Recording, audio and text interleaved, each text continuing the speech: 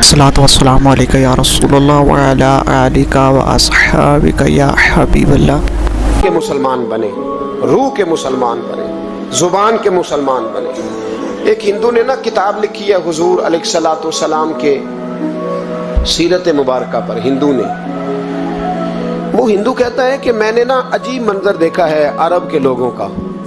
ہندوؤں نے نا بڑا خوبصورت میرے محبوب کے بارے میں لکھا ہے۔ ایک ہندو نے جب حضور کی سیرت پر کتاب لکھی تو کچھ لوگوں نے کچھ اشعار لکھے تو لوگوں نے کہا تو ہندو ہو کے حضور پہ لکھتا ہے، ہندو ہو کے؟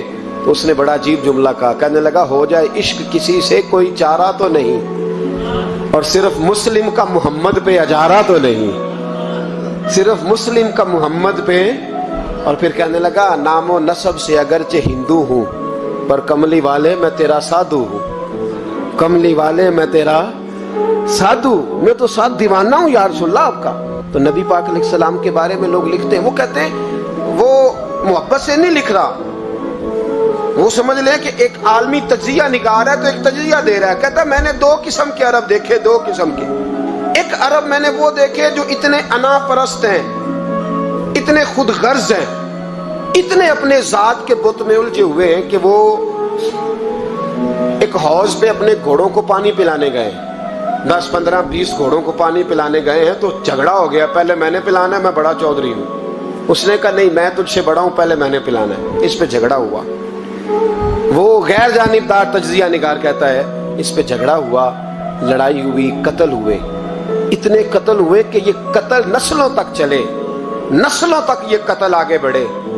وہ کہتا ہے ایک میں نے وہ عرب دیکھے، اور پھر کچھ عرصے کے بعد مکے اور مدینے میں اللہ نے اپنے نبی کو بھیجا، مصطفیٰ کریم علیہ السلام آئے۔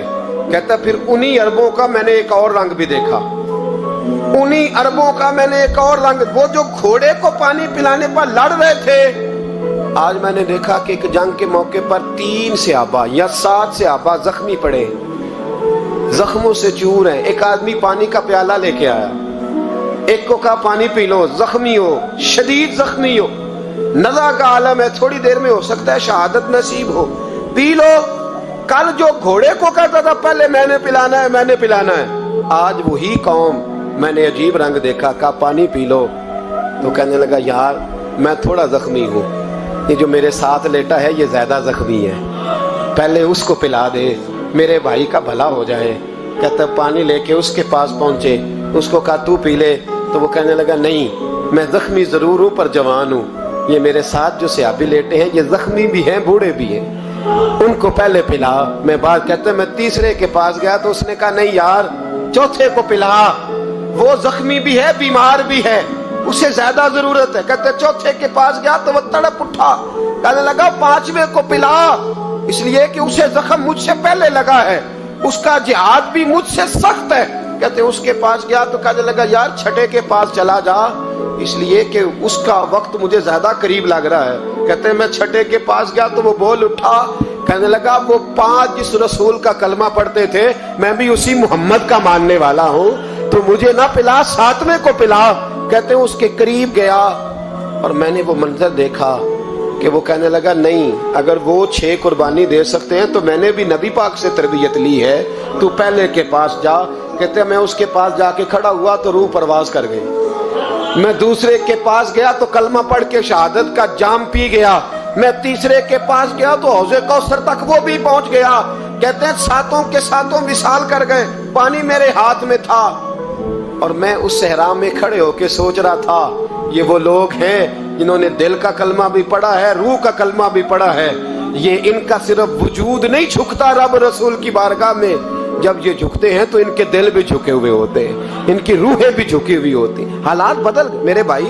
ایک زمانہ وہ تھا جب حضرت عمر فاروق کی لونڈی نے کلمہ پڑھا، ہاں حضرت عمر لونڈی نے کلمہ پڑھا تو حضرت عمر نے اسے الٹا لٹکا لیا، درے مارتے۔ بی بی کہتی عمر مجھے اتنا مارتے کہ مارتے مارتے تھک جاتے، پھر پانی منگاتے، پانی پی کے پھر مارتے، پھر مارتے۔ یہ وہی عمر ہے جو کہتے جو کلمہ پڑھے گا گردن کاٹ دوں گا، یہ وہی عمر ہے جو کوئی غریب مسکین قریب نہیں پھٹک سکتا تھا، لونڈی کو دروں سے مارتے، وہی عمر کلمہ پڑھ گئے۔ اور پہلے تو ایک قبیلے کے سردار تھے نا بھائی، پہلے ایک قبیلے کے سردار تھے تو الٹا لٹکا کے مار چاہیے تھا نا، جب امیر المومنین بنتے زیادہ سخت ہو جاتے اور ان کے اندر سختی آتی اور امیر المومنین بن گئے۔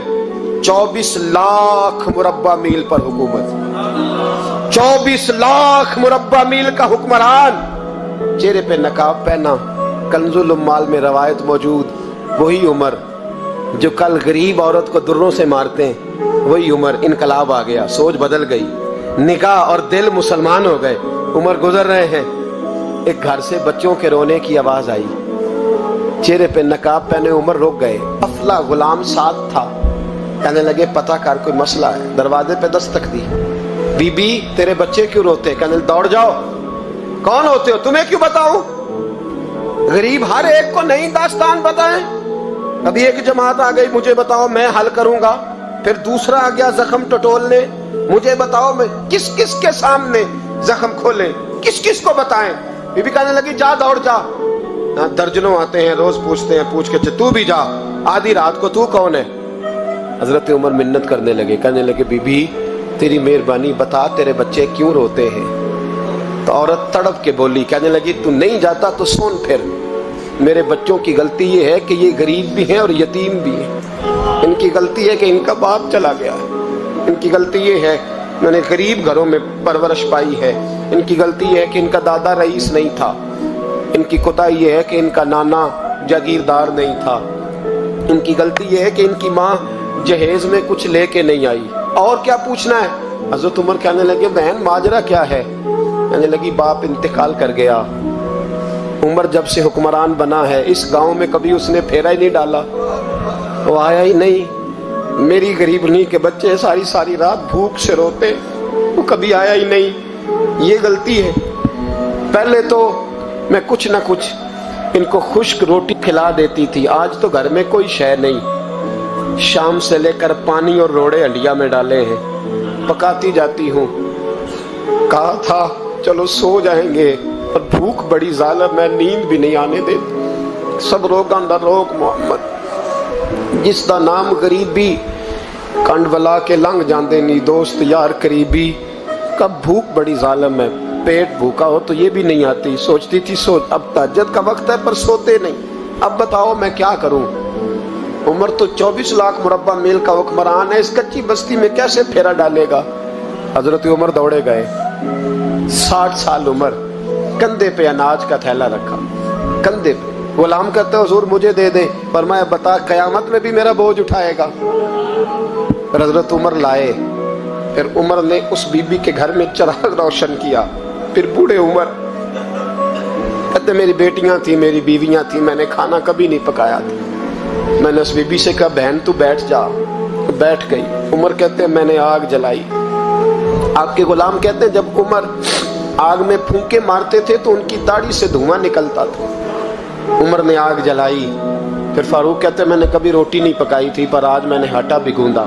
24 لاکھ مربع میل کا حکمران، اور بھائی جب تیرا دل اور نظر مسلمان ہوتی ہے تو پھر تو جھوٹے دعوے نہیں کرتا، پھر دین تیرے لفظوں میں جملوں میں تقریروں میں نہیں رہتا۔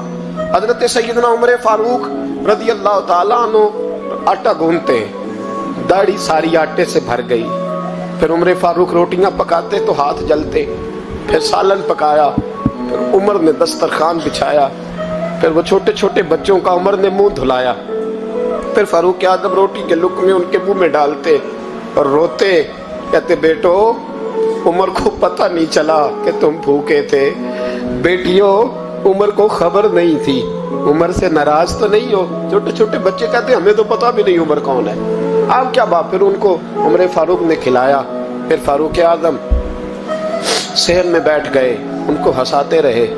غلام کہتے حضور اب کیا کرتے ہو؟ فرمایا جو میری وجہ سے روئے تھے انہیں خوش نہ کروں؟ پھر اس بی بی کی طرف متوجہ ہوئے، کہنے لگے اگر عمر نہیں آیا تو آپ بھی خبر کر دیتی۔ تو بی بی کہنے لگی ڈیوٹی عمر کی ہے خبر لینے کی، میری نہیں ہے کہ میں جا کے بتاؤں، میں کیوں بتاؤں؟ تو حضرت عمر کہنے لگے چل عمر کو معاف کر دے۔ کہنے لگی اسے کیا معاف کرنا ہے، میں تو دعا کرتی ہوں اللہ اسے ہٹا دے اور آپ کو بنا دے، میری دعا ہے کہ وہ چلا جائے آپ آ جائیں۔ فرمایا اگر میں بن جاؤں تو عمر کو معاف کر دو گی؟ کہا ہاں کر دوں گی۔ तो हजरत उमर ने चेहरे से नकाब उतारा, फरमाया बीबी मैं उमर ही हूँ, तूने देखा नहीं था, जा तेरी दुआ मकबूल हो गई। वो बीबी कहने लगी आपके सामने इतनी जली कटी सुनाई। फरमाया बस एक वादा कर, अगर तूने उमर को यहाँ माफ कर दिया है तो वहां भी माफ कर देना, वहां भी सवाल, शर्त ये है तेरा दिल कितना मुसलमान है। हमारा ये हाल है, हम जुमलों के मुसलमान, लफ्जों के मुसलमान, हम अपने आप को खींच खांच के मस्जिद में ला के 2-4 रखते भी पढ़ ही लेते, पर दिलो निगाह अगर मुसलमान नहीं तो फिर कुछ भी नहीं। देखे ना कितने आला लफ्ज है हदीस में, नबी पाक ने फरमाया मैं उसे अपना मोमिन ही नहीं मानता। सहाबा कहते हैं पूछने लगे थे किसे, तो हुजूर ने दूसरा बार फिर कह दिया, फरमाया मैं अल्लाह की कसम उसे मोमिन नहीं मानता। तीसरा जुमला पूछने लगे तो हुजूर ने फिर बोल दिया, फरमाया मैं नहीं मोमिन मानता। हुजूर किसे? फरमाया जो खुद तो पेट भर के खाए और उसका पड़ोसी भूखा सो जाए। 3 दफा हुजूर ने कहा मैं मोमिन ही नहीं मानता। जितनी मर्जी तस्बीह पढ़े, ना मर्जी रब रब कहे, तो मेरे भाई याद रखे